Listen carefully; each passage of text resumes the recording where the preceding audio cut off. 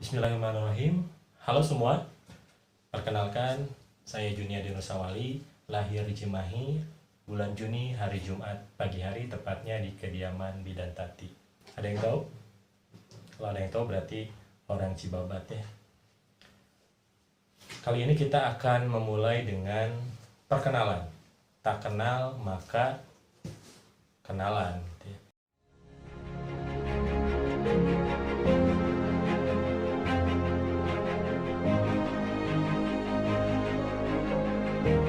Sangkasa berkarya. Oke, sebelum kita dimulai, silahkan kalian siapkan dulu buku catatannya serta alat tulisnya, karena saat menyimak video ini kalian harus membuat rangkuman atau resume di buku catatan kalian masing-masing. Apa yang saya sampaikan atau apa yang ada di video ini silahkan dicatat yang penting-pentingnya, poin-poinnya apa saja, nanti di akhir harus dilaporkan di Google Classroom ya. Jadi silakan saya kasih waktu untuk mencari buku catatan yang ada di rumah, tentunya khusus mata pelajaran prakarya dan kewirausahaan. Atau ada buku kelas 10-nya yang masih ada, silakan boleh diteruskan, dilanjutkan saja kalau masih ada. Ya, silakan. Kalau mau silakan diklik tombol pause-nya ya, bukan tombol subscribe. Jadi nggak perlu subscribe, yang penting ditonton videonya. Klik dulu tombol pause, silakan cari buku catatannya.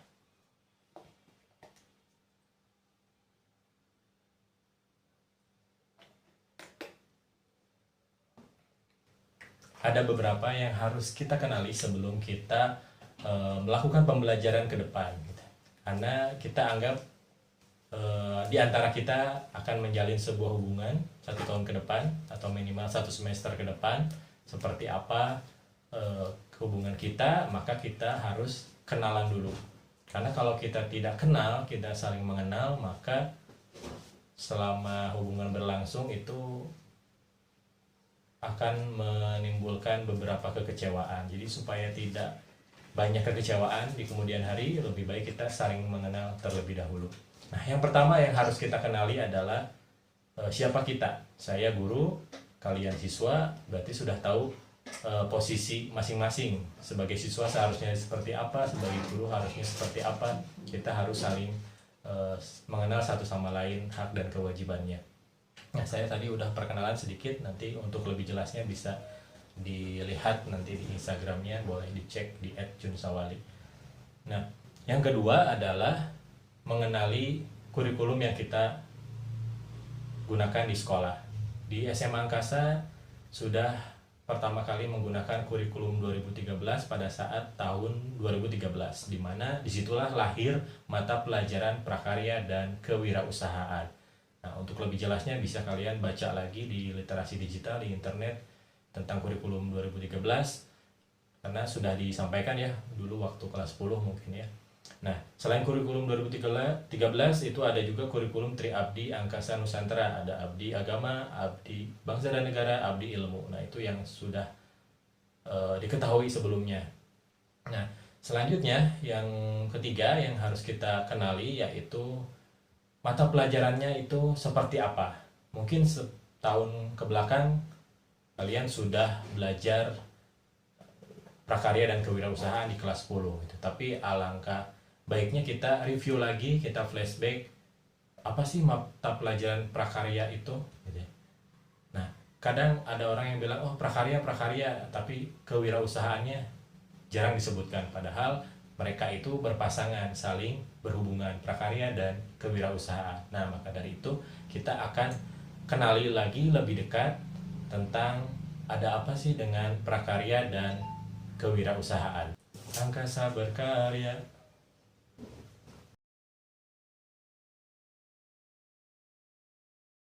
Apa itu prakarya?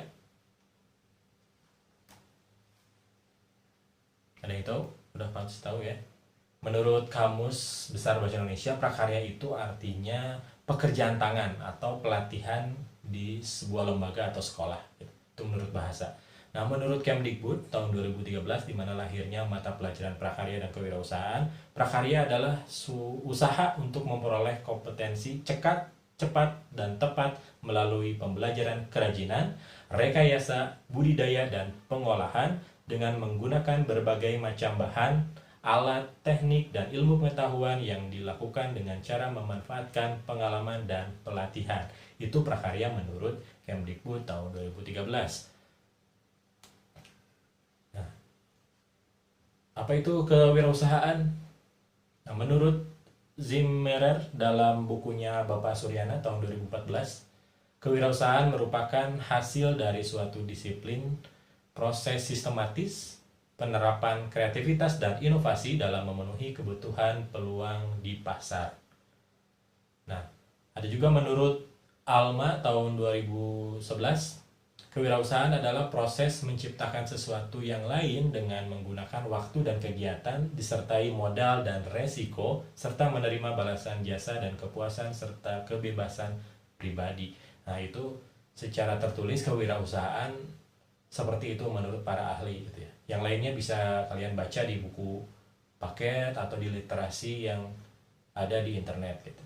Untuk apa prakarya dan kewirausahaan itu gitu? Buat apa kita mempelajari? Kenapa anak SMA kelas 11 mempelajari prakarya dan kewirausahaan? Nah, menurut Bapak Wahyu di bukunya tahun 2016, pembelajaran prakarya dan kewirausahaan merupakan salah satu mapel yang bertujuan untuk menanamkan jiwa, sikap, dan etika wirausaha kepada peserta didik, memberikan beberapa pengetahuan tentang kewirausahaan kepada peserta didik, memberikan bekal keterampilan di bidang barang atau jasa kepada peserta didik. Jadi yang paling digarisbawahi itu adalah menanamkan jiwa, sikap, dan etika wirausaha. Jadi tidak harus kita seorang wirausaha atau entrepreneur gitu. Saya emang nggak akan jadi entrepreneur gitu, nggak akan jadi wirausaha, nggak akan jualan gitu, mau pengen jadi politisi misalkan, pengen jadi pemimpin dan lain-lain. Maka apakah perlu seperti ini? Perlu sangat, karena tujuan utamanya itu tadi disebutkan menanamkan jiwa, sikap, dan etika wirausaha. Jadi selain kita tidak berwirausaha pun ya sikap itu harus dimiliki oleh setiap orang baiknya. Tujuannya untuk apa? Pada saat tahun 2014 saya sudah mengikuti pelatihan guru kurikulum 2013. Pada saat itu kan baru-baru tuh kurikulum 2013 lahir. Banyak guru yang ikut pelatihan, termasuk saya sendiri dan rekan-rekan yang lain. Nah, tujuan prakarya dan kewirausahaan di dalam modulnya yang saya baca itu ada 5. Yang pertama, memfasilitasi peserta didik berekspresi kreatif melalui keterampilan teknik berkarya, ergonomis, teknologi, dan ekonomis. Yang kedua, melatih keterampilan mencipta karya berbasis estetika, artistik, ekosistem, dan teknologi. Nah, yang ketiga, melatih memanfaatkan media dan bahan berkarya seni dan teknologi melalui prinsip kreatif, ergonomis, higienis, cepat, cekat, tepat, kalau bahasa kitanya sekarang gercep, dan berwawasan lingkungan. Yang keempat, menghasilkan karya yang siap dimanfaatkan dalam kehidupan bersifat pengetahuan maupun landasan pengembangan berdasarkan teknologi kearifan lokal maupun teknologi terbarukan. Yang terakhir, menumbuhkan jiwa wirausaha melalui melatih dan mengelola penciptaan karya atau memproduksi, mengemas, dan menjual berdasarkan prinsip ekonomis, ergonomis, dan berwawasan lingkungan. Itulah tujuan mata pelajaran prakarya yang ada di kurikulum 2013. Jadi ada 5 yang ditekankan di situ. Pertama, kreatif. Yang kedua, terampil. Yang ketiga, bisa memanfaatkan. Yang keempat adalah karya, menghasilkan karya. Yang kelima, memiliki atau mengembangkan jiwa wirausaha. Dalam prakarya dan kewirausahaan itu ada 4 ruang lingkup atau ada 4 bidang. Yang pertama ada kerajinan, yang kedua ada rekayasa, yang ketiga ada budidaya, dan yang keempat ada pengolahan. Nah, kerajinan ini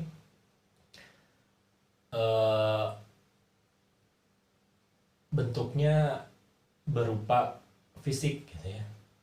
Artinya mengolah atau membuat sesuatu menjadi sesuatu yang lebih bernilai dengan tangan sendiri. Maksudnya dengan tangan sendiri itu bukan berarti langsung oleh tangan kita, tangan kosong, tapi bisa menggunakan alat atau menggunakan mesin, itu juga dengan tangan sendiri maksudnya. Nah, kerajinan itu produknya itu banyak sekali yang kita temukan di sekitar kita. Misalkan contohnya sekarang lagi masa pandemi nih, banyak orang yang jualan masker kain gitu ya, masker non medis. Nah, ini salah satu bentuk kerajinan gitu yang sudah dipasarkan atau yang sudah dijual di pasaran. Selain ini juga banyak yang kita pakai, pakaian, meja gitu kan, kursi, pokoknya bentuk apapun yang dibuat oleh tangan manusia itu kerajinan. Nah, yang kedua ada rekayasa. Rekayasa ini contohnya dia prosesnya itu merubah sesuatu yang sudah ada menjadi terbaru atau memiliki teknologi terbaru. Contohnya pintu itu kalau dibuka kan didorong ya, dibuka, dorong atau ditarik gitu ya. Nah, sekarang makin kesini pintu itu digeser karena lebih efektif. Ada yang menggunakan ruangan itu menggunakan pintu digeser. Nah, itu salah satu bentuk rekayasa yang asalnya didorong jadi digeser. Nah, seiring perkembangan zaman, teknologi semakin maju, akhirnya pintu itu dibuat ada sensornya. Ketika ada manusia mau mendekati, mau keluar atau mau masuk, pintunya otomatis terbuka. Nah, itu bentuk dari rekayasa seperti itu. Nah, yang ketiga ada budidaya. Nah, budidaya ini sifatnya menumbuh kembangkan atau menyambung atau melestarikan. Jadi yang sudah ada, bagaimana caranya supaya berkembang lebih banyak lagi, lebih variatif lagi, lebih inovatif lagi, maka dilakukanlah budidaya. Misalkan ikan dibudidayakan supaya tidak punah, supaya nggak habis kan harus dibudidayakan gitu dengan metode-metode yang ada.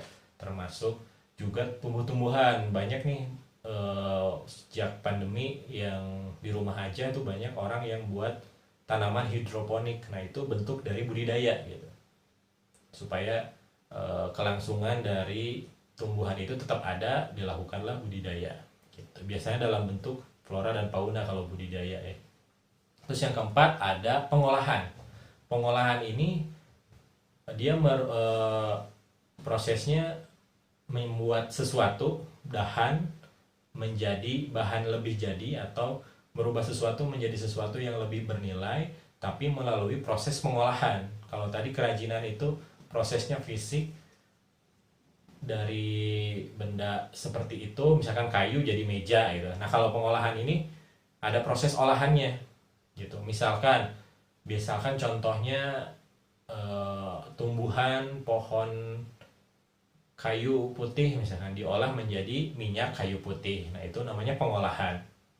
Atau yang sering paling banyak dilakukan adalah pengolahan bahan makanan.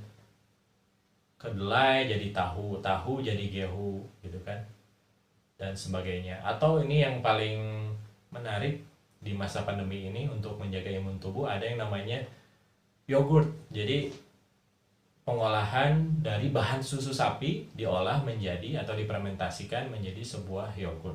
Nah, ini ada salah satu contohnya produk Fresh Yogurt. Jadi mereka membuat susu sapi murni fresh, setelah diperah susunya itu langsung difermentasi, langsung dikasih potongan buah asli seperti ini.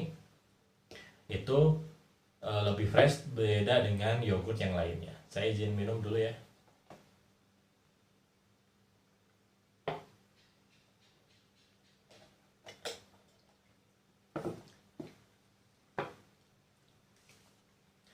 Nah, itulah ruang lingkup prakarya dan kewirausahaan, itu ada 4. Jadi keempatnya itu kita tidak harus semuanya tahu, tapi minimal ada 2 atau 1 yang kita tekuni. Jadi passion kita ada di mana nih? Ada di kerajinan, apakah ada di rekayasa, budidaya atau pengolahan. Tinggal kita pilih fokusnya mau di mana. Karena prosesnya itu sama. Kewirausahaan itu sama, tahapannya sama. Yang membedakan adalah kontennya. Atau bahasa mudahnya, jualan itu caranya sama, cuman yang beda adalah apa yang dijual gitu. Seperti itu. Nah, setelah kita mengenali siapa kita, kurikulumnya apa, mata pelajarannya seperti apa, nah baru yang keempat itu metode pembelajarannya seperti apa. Yang sudah disampaikan oleh wali kelas masing-masing, yaitu kan sudah ada jadwalnya ya, bahwa kita melakukan satu semester ini akan melakukan pembelajaran jarak jauh melalui 4 siklus dalam satu semester. Artinya ada 4 kegiatan selama satu semester ke depan. Nah, masing-masing satu siklus itu ada bisa diperkirakan 1 bulan. Jadi bulan pertama atau siklus pertama itu pertemuannya adalah tatap muka dengan aplikasi Zoom Meeting. Jadi nanti Selasa depan kita akan masuk ke Zoom Meeting, akan membahas langsung ke materi pertama kita. Terus selanjutnya ada tugas 1, terus ada tugas 2 dan evaluasi. Nah, itu metode pembelajaran yang harus diikuti secara bersama-sama oleh semua siswa SMA Angkasa sesuai dengan aturan yang sudah diberlakukan. Nah, itu metodenya kita semua udah tahu ya. Nah, kalau kita semuanya sudah kenal gitu ya, kalau semuanya sudah kenal, kita sudah PDKT nih ceritanya gitu ya. Nah, selanjutnya maka kita harus ke jenjang yang lebih serius gitu, yaitu melakukan sebuah hubungan yang memiliki arah dan tujuan yang sesuai gitu. Karena kita pembelajar, kegiatan belajar mengajar walaupun jarak jauh, tetap kita harus punya tujuan. Seperti tadi kan tujuan prakarya kan ada tuh, ada 5. Nah, maka kita harus mencapai tujuan itu. Nah, bagaimana untuk mencapai tujuan itu? Nah, supaya tidak ada kekecewaan, maka kita harus membangun komitmen. Jadi kalau sebuah hubungan itu harus ada komitmen. Kalau tidak ada ya buat apa, udah tinggalin. Makanya kita harus punya komitmen. Saya nggak mau ditinggalin kalian. Jadi silakan simak baik-baik komitmen pembelajaran kita seperti apa. Silakan nanti bagi yang keberatan atau yang merasa kesulitan bisa didiskusikan langsung di grup WhatsApp nanti ya setelah ini gitu. Nah, apa komitmennya? Yaitu ya seperti tadi aturan sekolah tadi kan ada satu siklus itu ada tatap muka melalui virtual conference atau video conference atau Zoom meeting. Kedua ada tugas lagi yang kedua, baru ada evaluasi. Nah, kalau dengan saya prakarya dan kewirausahaan itu nilai minimal itu adalah 75 sesuai KKM. Tapi saya harap kalian semua mendapatkan nilai di atas 80 untuk kelas 11. Karena memang baiknya di atas 80 dong, bagusnya gitu ya. Untuk mencapai nilai tersebut perlu aturan yang paling mudahnya adalah ikuti saja alurnya. Kalau misalkan saatnya Zoom meeting ya ikuti gitu kan aturannya. Terus saatnya tugas ya kumpulkan, saatnya mengajarkan tugas ya kerjakan, saatnya evaluasi atau ulangan misalkan ya lakukan, kerjakan. Jadi jangan melihat ini bagus atau enggak, tapi kita kerjakan aja dulu, itu yang penting. Nah, tapi ada juga yang membedakan adalah dari sisi poin. Jadi walaupun nilainya bagus belum tentu poinnya ditambah atau enggak. Jadi ada penambahan poin dari setiap tugas atau setiap kegiatan yang kita lakukan. Contohnya sekarang dalam video ini bagi yang ingin bertanya atau ingin menanyakan pertanyaan-pertanyaan tentang prakarya dan kewirausahaan, itu bisa langsung diklik atau di komen di bawah ini gitu ya untuk tanya-tanya. Nanti saya akan jawab di pertemuan berikutnya. Nah, itu juga memiliki poin bagi yang bertanya dan pertanyaannya bagus, itu pasti poinnya bertambah. Seperti itu. Tapi untuk yang menonton saja juga tetap punya nilai. Tapi poinnya berbeda tentu dengan yang aktif. Misalkan pada saat Zoom meeting ada pertanyaan dari saya, tiba-tiba ada yang mau ngejawab, nah itu kan akan beda dengan yang menjawab dengan yang tidak, poinnya saja gitu. Jadi tetap bagus tapi poinnya berbeda. Atau misalkan tugasnya adalah membuat karya dalam bentuk foto atau video, dua-duanya sangat bagus gitu ya, tapi tentu poinnya berbeda. Dengan foto dan video poinnya, bobotnya pasti berbeda, tapi sama-sama bagus. Jadi jangan khawatir untuk memilih mana yang akan kita lakukan gitu. Nah, itu untuk penilaiannya. Untuk aturan teknis Zoom meeting mungkin semuanya serentak sama ya, udah disampaikan oleh wali kelas bahwa setiap melakukan join di room itu 15 menit sebelum mulai pelajaran jam pertama itu baru sudah masuk.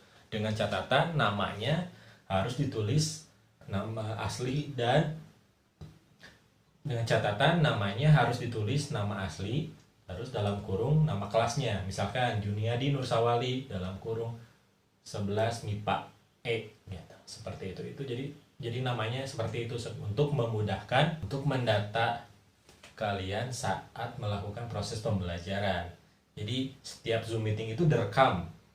Jadi silahkan bijak menggunakan aplikasi apapun di internet, karena contohnya Zoom meeting ini akan direkam setiap hari gitu. Jadi dan akan dilihat langsung oleh guru piket. Nanti bisa dicek siapa yang suka nulis chat, tiba-tiba ngajak kenalan gitu di room Zoom gitu kan, atau yang mikrofonnya di on kan, dia bernyanyi, itu semua catatannya ada di grup piket. Jadi tolong bijak dalam menggunakan aplikasi tersebut.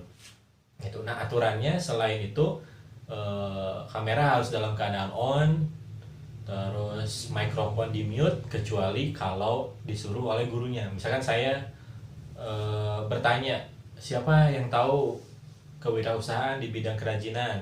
Ayo coba nyalakan mikrofonnya, nyalakan, jawab, mute lagi, matikan lagi mikrofon. Seperti itu teknisnya gitu ya. Jadi nanti silahkan dimanfaatkan gitu. Nah, itu untuk teknis Zoom meeting. Terus yang kedua adalah tugas pertama. Nah, tugas pertama itu biasanya berhubungan dengan apa yang kita lakukan di Zoom meeting pertama. Misalkan Zoom meeting pekan depan saya akan bahas tentang perencanaan, maka nanti tugasnya akan berhubungan dengan itu, tentang perencanaan. Apakah itu membuat proposal mungkin, atau apakah itu membuat perencanaan secara tertulis, atau jurnal kewirausahaan, atau apapun itu nanti kita lihat saja. Seperti itu tugas pertama. Tugas keduanya itu kita kan sudah punya buku paket LKS. Nah, tugas kedua itu saya biasanya akan melihat di LKS. LKS ini ada 4 bab. Jadi silahkan dikerjakan nanti kalau sudah saatnya tugasnya diberikan. Misalkan siklus pertama itu tugasnya pasti bab 1. Nanti LKS-nya dikerjakan bab 1 secara utuh gitu ya. Nah, setiap pengerjaan baik itu di LKS maupun di buku catatan yang sekarang lagi nyatet nih, mungkin ada yang lagi mencatat sambil menonton gitu ya. Jangan lupa di sudut paling kanan atas, walaupun di sini sudah dikasih nama. Nah, di sudut kanan atas di setiap lembarnya selalu ditulis nama dan kelas masing-masing, untuk memudahkan saya dalam memeriksa tugas kalian. Jadi untuk lebih komprehensif lagi dalam pemeriksaan tugas, jadi silahkan ditulis nama dan kelas setiap lembarnya di sudut kanan atas, termasuk buku catatan kita gitu ya. Nah, buku paket ini juga lengkap, kalian bisa baca untuk persiapan pembelajaran, karena yang saya sampaikan terbatas gitu ya, tidak semuanya diberikan. Jadi kalian silahkan baca sendiri di sini. Keempat ruang lingkup prakarya tuh udah lengkap di sini, tinggal kalian baca tuh ya. Apalagi kalau lagi kangen Pak Juna, baca aja buku ini gitu ya, itu obatnya gitu. Nah, itu tugas 2-nya. Nah, yang terakhir adalah evaluasi. Evaluasi bentuknya adalah soal pilihan ganda ataupun esai dalam bentuk Google Form biasanya.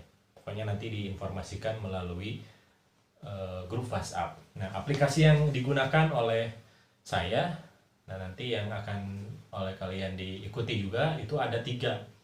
Yang pertama grup WhatsApp yang sudah kita lakukan gitu ya, yang sudah memulai sejak pertama kali kita masuk tahun ajaran baru. Terus yang kedua ada Zoom meeting, nanti diinfokan linknya atau roomnya pada saat hari H atau setiap hari nanti diinfokan oleh wali kelas.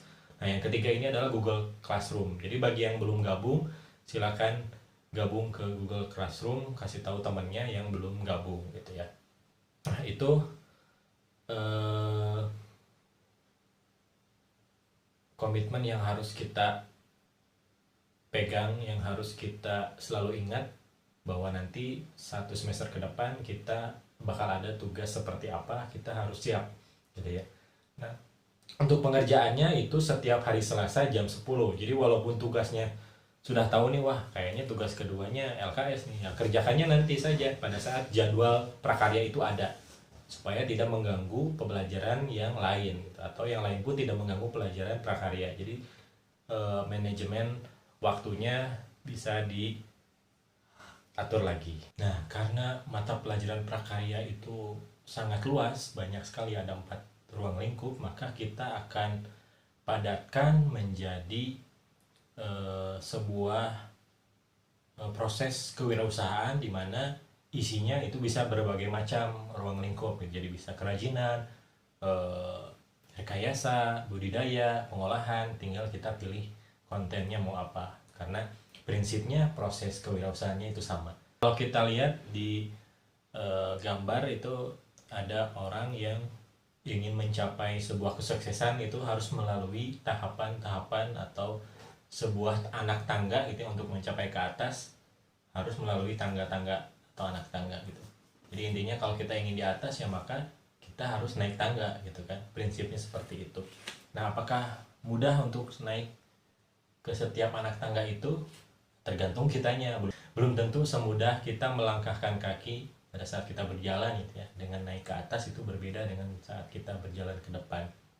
Nah untuk naik ke atas atau mencapai kesuksesan tertentu, tentu ada tahapan-tahapannya gitu. Nah kalau dilihat di beberapa literasi digital di internet gitu ya, kalian juga bisa cari sendiri, itu katanya untuk mencapai kesuksesan atau kunci sukses itu adalah key of success kan ya. Jadi untuk melihat atau mencapai kesuksesan itu, di sini saya lihat itu ada yang namanya ide. Ada idenya dulu, terus tujuannya seperti apa, strateginya seperti apa, rencananya seperti apa, timnya seperti bagaimana, terus kreativitasnya gimana. Nah kalau kita udah semuanya oke gitu ya, idenya udah bagus, kreativitas sudah bagus, baru mencapai kesuksesan, katanya seperti itu. Ada juga yang menggambarkan kita harus punya visi dulu, harus punya tujuan dulu, baru kita rencanakan, lalu selanjutnya kita laksanakan atau action gitu ya, barulah sukses setelah kita laksanakan. Apakah setiap apa yang kita laksanakan akan berbuah kesuksesan? Belum tentu gitu ya, tergantung gimana cara melaksanakannya. Nah berarti untuk mencapai kesuksesan itu tangganya sangat banyak, tidak harus seperti tadi gitu, ada tahapan-tahapan seperti itu, pasti banyak. Karena untuk melangkah ke kesuksesan yang di atas itu kita harus mencapai beberapa anak tangga. Nah, karena kita memiliki keterbatasan waktu dan jarak gitu ya untuk membahas ini semua, maka saya akan coba padatkan menjadi beberapa tahapan sesuai dengan siklus sekolah atau siklus proses pembelajaran jarak jauh SMA Angkasa. Itu kan ada 4 siklus ya. Maka kita akan buat anak tangganya menjadi ada 4 atau menjadi 4 tahapan. Yang pertama ada merencanakan, yang kedua ada melaksanakan, yang ketiga ada mempertahankan, yang keempat ada mengembangkan. Jadi nanti keempat tahapan itu akan kita bahas satu persatu di setiap siklus pembelajaran kita untuk mendapatkan tujuan dari belajar mata pelajaran prakarya dan kewirausahaan itu sendiri gitu ya. Dari dalam merencanakan juga kita tinggal pilih mau merencanakan apa, apakah kerajinan, apakah merencanakan rekayasa, merencanakan sebuah pengolahan, budidaya, atau yang lainnya. Nanti itu bisa dibahas lebih lanjut gitu kan. Yang penting proses atau tahapan anak tangganya itu seperti itu gitu. Jadi nanti kita akan bahas satu persatu di pertemuan selanjutnya. Jadi nanti satu semester ke depan kita akan membahas tangga. Diharapkan setelah lulus dari SMA Anggasa kita udah paham tentang tangga gitu kan setidaknya. Jadi pada saat dewasa nanti kita tinggal cari rumah untuk bisa berumah tangga gitu ya. Nah, jadi nanti kalau ingat saya pasti ingatnya tangga. Ada apa aja di tangga itu ya? Itu ada 4. Nanti kita akan bahas satu persatu di Zoom meeting. Oke, sekian video kali ini. Apabila ada pertanyaan yang bisa dijawab nanti, silakan ditanyakan langsung di kolom komentar. Atau kalau ingin lebih jelas karena nggak sabar nunggu pekan depan, langsung diskusikan di grup WhatsApp kita gitu ya. Nah, terima kasih atas perhatian, mohon maaf atas kesalahan, mudah-mudahan tidak memuaskan. Selalu jaga kesehatan, cuci tangan. Assalamualaikum warahmatullahi wabarakatuh.